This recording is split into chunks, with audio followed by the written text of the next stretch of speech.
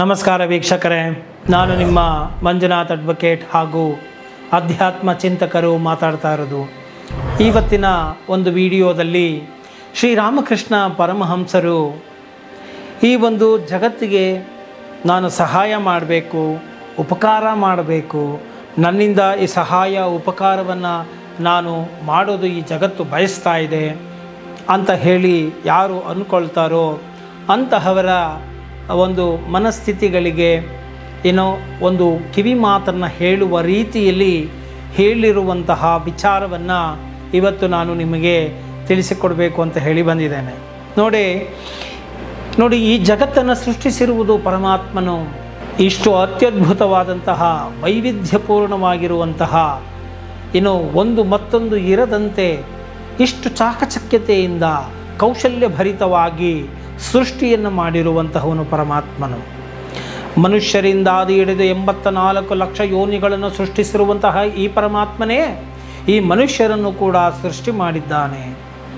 ಆದ್ದರಿಂದ ನಾನೀಗಾಗಲೇ ಕಳೆದ ಸಂಚಿಕೆಗಳಲ್ಲಿ ಹೇಳಿದ ಹಾಗೆ ಈ ವೈವಿಧ್ಯತೆಯುಳ್ಳ ಒಂದು ಸಮಾಜವನ್ನು, ಜಗತ್ತನ್ನು ಪರಮಾತ್ಮನು ಲೀಲೆಗಾಗಿ ಸೃಷ್ಟಿಸಿದ್ದಾನೆ. ಅಂತಹದ್ದರಲ್ಲಿ ಈ ಜಗತ್ತಿನಲ್ಲಿ ನಾನು ಬಂದಿರುವುದು ನನ್ನ ಒಂದು ಉದ್ಧಾರವನ್ನು ಮಾಡಿಕೊಂಡು ಈ ಬಂಧನದಿಂದ ಬಿಡುಗಡೆಯಾಗಿ ಸಾಕ್ಷಾತ್ಕಾರವನ್ನು ಪಡೆದುಕೊಳ್ಳಲಿಕ್ಕಾಗಿ, ಅದಕ್ಕೆ ಈ ಒಂದು ಉಪಕಾರ ಈ ಒಂದು ಸಹಾಯ ಮಾಡುವುದು ಇದೆಲ್ಲವೂ ಕೂಡ ನನ್ನ ಒಳಿತಿಗಾಗಿಯೇ ಹೊರತು ನಾನು ಇನ್ಯಾರನ್ನೂ ಉದ್ಧಾರ ಮಾಡಿಬಿಡ್ತೇನೆ ಎಂಬುವಂತಹ ಭಾವದಿಂದ ಅಥವಾ ಅವರ ಕಷ್ಟಗಳನ್ನು ನಾನು ತೊರೆದು ಬಿಟ್ಟಿದ್ದೇನೆ, ಅವರ ಕಷ್ಟಗಳನ್ನು ಈಡೇರಿಸಿದ್ದೇನೆ, ಅವರಿಗೆ ಅಷ್ಟು ಸಹಾಯ ಮಾಡಿದ್ದೇನೆ, ಇಷ್ಟು ಸೇವೆ ಮಾಡಿದ್ದೇನೆ, ಮತ್ತು ಹೀಗೆ ನಾನು ಅವರಿಗೆ ಅನುಕೂಲ ಮಾಡಿಕೊಟ್ಟಿದ್ದೇನೆ, ಮತ್ತು ಹೀಗೆ ಉಪಕಾರಗಳನ್ನು ಅವರಿಗೆ ಮಾಡಿದ್ದೇನೆ, ಈ ರೀತಿಯಾಗಿ ಅಂದುಕೊಳ್ಳುವುದಲ್ಲ. ಈ ರೀತಿಯಾಗಿ ಮಾಡುವ ಕೆಲಸಗಳನ್ನು ಮಾಡಿ, ದಾನವನ್ನು ಮಾಡಿ ನಾನು ಮಾಡಿದ್ದೇನೆ ಅಂತ ಅಂದುಕೊಂಡಿದ್ದೆ ಆದಲ್ಲಿ ನಿನಗೆ ಆ ನಿಜವಾಗಿಯೂ ಮಾಡಿದಂತಹ ದಾನದ, ಸಹಾಯದ, ಉಪಕಾರದ ಫಲ ನಿನಗೆ ಸಿಗುವುದಿಲ್ಲ ಎಂಬುವಂತಹ ಮಾರ್ಮಿಕವಾದಂತಹ ಮಾತನ್ನು ಶ್ರೀರಾಮಕೃಷ್ಣ ಪರಮಹಂಸರು ನಮಗೆ ತಿಳಿಸಿಕೊಡ್ತಾರೆ. ನೋಡಿ, ನನ್ನ ಕೈಯಿಂದ ನಾನು ಮುಖವನ್ನು ತೊಳೆದುಕೊಂಡರೆ ನನಗೆ ಅಭಿಮಾನವೂ ಬರುತ್ತದೆ. ನನ್ನ ಮುಖವನ್ನು ನಾನು ತೊಳೆದುಕೊಂಡಿದ್ದೇನೆ, ಹಾಗೆ ಈ ಸಮಾಜದಿಂದ ನಾನು ಎಲ್ಲವನ್ನೂ ಪಡೆದುಕೊಂಡಿದ್ದೇನೆ, ಹಾಗೆಯೇ ನಾನು ಸಮಾಜಕ್ಕೆ ಮತ್ತೆ ತಿರುಗಿಸಿ ಕೊಡ್ತಾ ಇದ್ದೇನೆ ಎಂದರೆ ನಾನು ಋಣಮುಕ್ತನಾಗ್ತಾ ಇದ್ದೇನೆ ಅನ್ನುವುದನ್ನು ತಿಳಿದುಕೊಳ್ಳಬೇಕೇ ಹೊರತು ನಾನು ಸಮಾಜವನ್ನು ಉದ್ಧಾರ ಮಾಡಿಬಿಡ್ತೇನೆ ಎಂಬುವಂತಹ ಆ ರೀತಿಯಾದಂತಹ ಒಂದು ಅಭಿಲಾಷೆ, ಧೋರಣೆಗಳನ್ನು ಭಕ್ತರು ಅಧ್ಯಾತ್ಮ ಚಿಂತಕರು ಇಟ್ಟುಕೊಳ್ಳಬಾರದು. ನಿನ್ನಲ್ಲಿರುವಂತಹ ಕರ್ಮದ ಕ್ಷಯ ಮಾಡಲು, ಪಾಪದ ಕ್ಷಯ ಮಾಡಲು ಅವರು ನಿನಗೆ ಸಹಾಯವನ್ನು ಮಾಡ್ತಾ ಇದ್ದಾರೆ ಎಂಬುವಂತಹ ನಿಟ್ಟಿನಲ್ಲಿ ನಿನ್ನ ಮನಸ್ಸನ್ನು ಅಣಿ ಮಾಡಿಕೊಳ್ಳಬೇಕು ಎಂಬುವಂತಹ ಮಾರ್ಮಿಕ ಮಾತನ್ನು ಹೇಳ್ತಾರೆ. ನೋಡಿ, ಒಮ್ಮೆ ವಿವೇಕಾನಂದರು ಹೇಳ್ತಾರೆ, ನೋಡು, ಉಪ್ಪರಿಗೆಯ ಮೇಲೆ ನಿಂತು ಬಡವ ತೆಗೆದುಕೋ ದಾನವನ್ನು ಅಂತ ಹೇಳಿ ಮೇಲಿಂದ ಕೆಳಗೆ ಹಾಕುವುದಲ್ಲ, ಹಾಗೆ ಹಾಕಿದ್ದೇ ಆದಲ್ಲಿ ಅದು ದಾನ ಅಂತ ಅನ್ನಿಸಿಕೊಳ್ಳುವುದೇ ಇಲ್ಲ ಎಂಬುವಂತಹ ಮಾತನ್ನು ಕೂಡ ಇಲ್ಲಿ ಹೇಳ್ತಾರೆ. ನೋಡಿ, ಹೀಗೆ ಯಾರಿಗೂ ನಾವು ಸಹಾಯವನ್ನು ಮಾಡಲಿಕ್ಕೆ ಸಾಧ್ಯವಿಲ್ಲ. ನಿಜವಾಗಿಯೂ ನಾವು ಹೇಳುವುದಾದರೆ ನಾವು ಮಾಡುವಂತಹ ಕೆಲಸಗಳನ್ನು ಭಗವಂತನಿಗೆ ಶರಣಾಗತರಾಗಿ ಭಗವಂತನಿಗೆ ಅರ್ಪಿಸಿ ನಾವು ಆ ಶರಣಾಗತಿಯ ಮನಸ್ಥಿತಿಯಲ್ಲಿ ನಿಷ್ಕಾಮ ಬುದ್ಧಿಯಿಂದ ಪ್ರತಿಫಲದ ಅಪೇಕ್ಷೆಯನ್ನು ಬಯಸಿದೆ ಭಗವದಾರ್ಪಣವನ್ನು ಮಾಡಿ ನಾವು ಕಾಯಕಗಳನ್ನು, ಕೆಲಸವನ್ನು, ಕರ್ಮಗಳನ್ನು ಮಾಡಿದಾಗ ಅದರಿಂದ ನಮಗೇ ಸಹಾಯ ಆಗುತ್ತದೆ. ನಾವು ಮುಂದುವರಿದು ಹೋಗುತ್ತೇವೆ. ಮುಂದೆ ಹೋಗ್ತಾ ನಮಗೆ ಹೆಚ್ಚು ಹೆಚ್ಚು ಸಹಾಯ ನಮಗೆ ಆಗುತ್ತದೆಯೇ ಹೊರತು ಅವರಿಗಲ್ಲ ಎಂಬುವಂತಹ ಮಾರ್ಮಿಕವಾದಂತಹ ಸತ್ಯವನ್ನು ಪರಮಹಂಸರು ತಿಳಿಸಿಕೊಡ್ತಾರೆ. ಸೊ ಇದಕ್ಕೆ ಒಂದು ಉದಾಹರಣೆಯನ್ನು ಕೂಡ ಕೊಡ್ತಾರೆ. ನೋಡಿ, ಒಂದು ಹಳ್ಳಿಯಲ್ಲಿ ಒಬ್ಬ ವ್ಯಕ್ತಿ ಕಾಡಿಗೆ ಹೋಗ್ತಾನೆ ಸೌದೆಯನ್ನು ತೆಗೆದುಕೊಂಡು ಬರಲಿಕ್ಕಾಗಿ. ಸೊ ಆತನು ಮುಂದೆ ಹೋಗ್ತಾ ಇದ್ದಾಗೆ ಅಲ್ಲಿ ಒಬ್ಬ ಬ್ರಹ್ಮಚಾರಿ ಸಿಗ್ತಾನೆ. ಆ ಬ್ರಹ್ಮಚಾರಿಯು ಆತನಿಗೆ ತಿಳಿಸ್ತಾನೆ, ನೀನು ಮುಂದೆ ಹೋಗು ಅಂತ ಹೇಳಿಬಿಟ್ಟು ಹೇಳ್ತಾನೆ. ಸೊ ಯಾಕೆ ಬ್ರಹ್ಮಚಾರಿಗಳು ಮತ್ತು ಯೋಗಿಗಳು ಈ ರೀತಿಯಾಗಿ ನನಗೆ ಹೇಳೋದರಲ್ಲ ಅಂತ ಹೇಳಿ ಆತನು ಯೋಚನೆ ಮಾಡ್ತಾ ಮುಂದಕ್ಕೆ ಹೋಗ್ತಾ ಇರ್ತಾನೆ. ಮುಂದೆ ಹೋದಾಗೆ ಆತನಿಗೆ ಒಂದು ದೊಡ್ಡ ಚಂದನ ವನವೇ ಸಿಕ್ಕಿಬಿಡುತ್ತೆ. ಚಂದನವನ ಅಂತಂದರೆ ನಿಮಗೆ ಗೊತ್ತಲ್ಲ, ಚಂದನ ಬಹಳ ಬೆಲೆ ಬಾಳುವಂಥದ್ದು. ಆಹಾ, ಬ್ರಹ್ಮಚಾರಿಗಳು ಇದಕ್ಕೆ ಮುಂದೆ ಹೋಗಲಿಕ್ಕೆ ಹೇಳಿದ್ರೇನೋ ಅಂತ ಹೇಳಿಬಿಟ್ಟು ಆತನು ಯೋಚನೆ ಮಾಡಿ ಆ ಚಂದನವನಗಳನ್ನು ಕಡಿದು ಚೆನ್ನಾಗಿ ದುಡ್ಡನ್ನು ಮಾಡಿಕೊಳ್ಳಬೇಕು ಅಂತ ಹೇಳಿ ಆತನು ಯೋಚನೆ ಮಾಡ್ತಾನೆ. ಆಮೇಲೆ ಆತನಿಗೆ ಅನಿಸುತ್ತೆ, ಬ್ರಹ್ಮಚಾರಿಗಳು ಮುಂದೆ ಹೋಗು ಅಂತ ಹೇಳಿದ್ರಲ್ಲ, ನಾನು ಇಲ್ಲೇ ನಿಂತ್ಕೊಳ್ಬೇಕಾ ಅಥವಾ ಮುಂದಕ್ಕೆ ಹೋಗಬೇಕಂತ ಗೊಂದಲಕ್ಕೆ ಈಡಾಗಿ ಹೇಗಿದ್ದರೂ ನಾನು ಚಂದನವನ ಇಲ್ಲಿದೆ ಎನ್ನುವುದನ್ನು ನಾನು ನೋಡ್ಕೊಂಡಿದ್ದೇನೆ, ಇನ್ನೂ ಮುಂದಕ್ಕೆ ಹೋಗೋಣ. ಏನೋ ಅವರು ಅಲ್ಲೇ ನಿಲ್ಲು ಅಂತ ಹೇಳಿ ನನಗೆ ಸ್ಪೆಸಿಫಿಕ್ ಆಗಿ ಏನು ಹೇಳಿಲ್ಲ, ಆದ್ದರಿಂದ ನಾನು ಮುಂದೆ ಇನ್ನು ಹೋಗೋಣ ಅಂತ ಹೇಳಿಕೊಂಡು ಆತ ಮತ್ತಷ್ಟು ಮುಂದುವರಿಯುತ್ತಾನೆ. ಆ ಮುಂದುವರೆದ ಮೇಲೆ ಮುಂದೆ ಹೋಗ್ತಾ ಅಲ್ಲಿ ಆತನಿಗೆ ಬೆಳ್ಳಿಯ ಗಣಿಯೇ ಸಿಕ್ಕಿಬಿಡುತ್ತೆ. ನೋಡಿ, ಬೆಳ್ಳಿ ಗಣಿ ಸಿಗ್ಬಿಡ್ತಲ್ಲ, ಓಹೋ, ಈ ಒಂದು ವಿಚಾರಕ್ಕಾಗಿ ಹೇಳಿರಬೇಕು ಅಂತ ಹೇಳಿ ಅದನ್ನು ಕೂಡ ಚಂದನವನ ಸಿಕ್ಕಿದ ರೀತಿಯಲ್ಲಿ ಬೆಳ್ಳಿ ಗಣಿಯನ್ನು ಕೂಡ ಪರಿಗಣಿಸಿ ಇನ್ನೂ ನೋಡೋಣ ಮುಂದೆ ಏನಾದರೂ ಸಿಗುತ್ತೇನೋ ಅಂತ ಹೇಳಿ ಮುಂದೆ ಹೋಗ್ತಾನೆ. ಅಲ್ಲಿ ಹೋಗ್ತಾ ಇದ್ದಂಗೆ ಆತನಿಗೆ ಚಿನ್ನದ ಗಣಿ ಸಿಕ್ಕಿಬಿಡುತ್ತೆ. ಆತನಿಗೆ ಆ ಸಂತೋಷಕ್ಕೆ ಪಾರವೇ ಇಲ್ಲದಂತಾಗುತ್ತದೆ. ಆ ಯೋಗಿಗಳನ್ನು, ಬ್ರಹ್ಮಚಾರಿಗಳನ್ನು ನೆನೆದು ಸಂತೋಷ ಪಡ್ತಾರೆ. ಅವರು ತೋರಿಸಿದ ಮಾರ್ಗದರ್ಶನ, ಮುಂದೆ ಹೋಗು ಅಂತ ಹೇಳಿದ್ದಕ್ಕೆ ನನಗೆ ಇಷ್ಟೆಲ್ಲ ಸಿಗ್ತಾ ಇದೆ ಅಂತ ಹೇಳಿ ಆತನು ತುಂಬ ಸಂತೋಷವನ್ನು ಮಾಡ್ತಾನೆ. ಆದರೆ ಅಲ್ಲಿಗೂ ಕೂಡ ಅಂತ್ಯಗೊಳ್ಳದೆ ಆತನು ಇನ್ನೂ ಮುಂದಕ್ಕೆ ಹೋಗ್ತಾನೆ.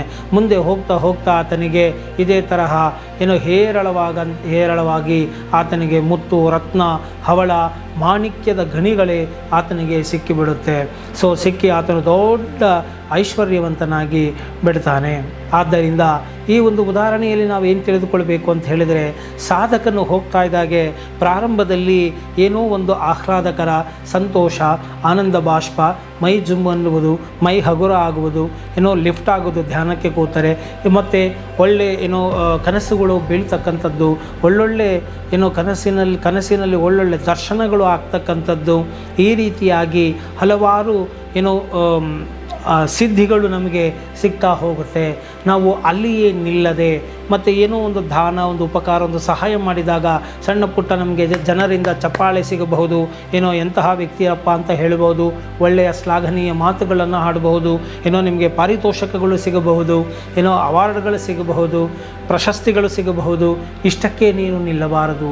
ಮುಂದೆ ನೀನು ಹೋಗ್ತಾ ಇದ್ದಾಗೆ ಹೇಗೆ ಆತನಿಗೆ ಏನೋ ಬೆಳ್ಳಿ, ಚಿನ್ನ, ವಜ್ರ, ವೈಢೂರ್ಯಗಳು ಸಿಕ್ತೋ ಹಾಗೆ ನೀನು ಮುಂದೆ ಹೋಗ್ತಾ ಇಹಲೋಕದ ಒಂದು ಏನೋ ಹೆಸರು, ಕೀರ್ತಿಗಳು, ಅದರಂತೆ ಪರಲೋಕದಲ್ಲಿ ಹೋದಾಗಲೂ ಕೂಡ ನಿನಗೆ ಮಾನ ಸನ್ಮಾನಗಳು, ಸ್ವರ್ಗಗಳು, ಮತ್ತು ಅದಕ್ಕೂ ಅತೀತವಾದಂತಹ ಜ್ಯೋತಿರ್ಲೋಕಗಳು, ಮಹರ್ಲೋಕಗಳು, ಇಲ್ಲಿ ನಿಮಗೆ ಏನೋ ಪರಮಾತ್ಮನ ಮತ್ತೊಂದು ರೂಪವೇ ನೀವು ಅನ್ನುವ ರೀತಿಯಲ್ಲಿ ನಿಮಗೆ ಸಾಯುಜ್ಯ, ಸಾಲುಕ್ಯ, ಈ ರೀತಿಯಾದಂತಹ ಏನೋ ರೂಪಗಳು ನಿಮಗೆ ಸಿಗ್ತಾ ಹೋಗುತ್ತೆ.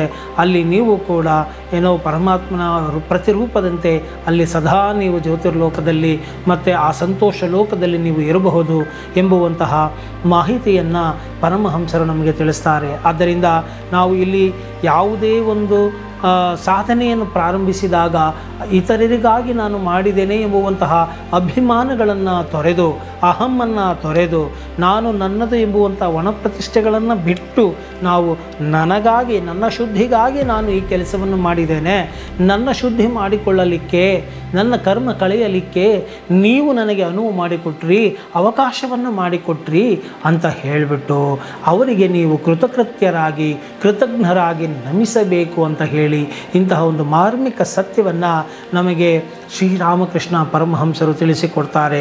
ಹೀಗೆ ಸಾಧನೆಯ ಹಾದಿಯಲ್ಲಿ ಎಲ್ಲಿಯೂ ನಿಲ್ಲದೆ ನಾವು ಮುಂದೆ ಹೋಗ್ತಾ ಇದ್ದರೆ ನಮಗೆ ಭಗವಂತನ ಪ್ರೀತಿ, ವ್ಯಾಕುಲತೆ ಮತ್ತು ದರ್ಶನ ದೊರಕಿಬಿಡುತ್ತದೆ ಎಂಬುವಂಥ ಮಾತನ್ನು ನಮಗೆ ರಾಮಕೃಷ್ಣ ಪರಮಹಂಸರು ನೀಡ್ತಾರೆ.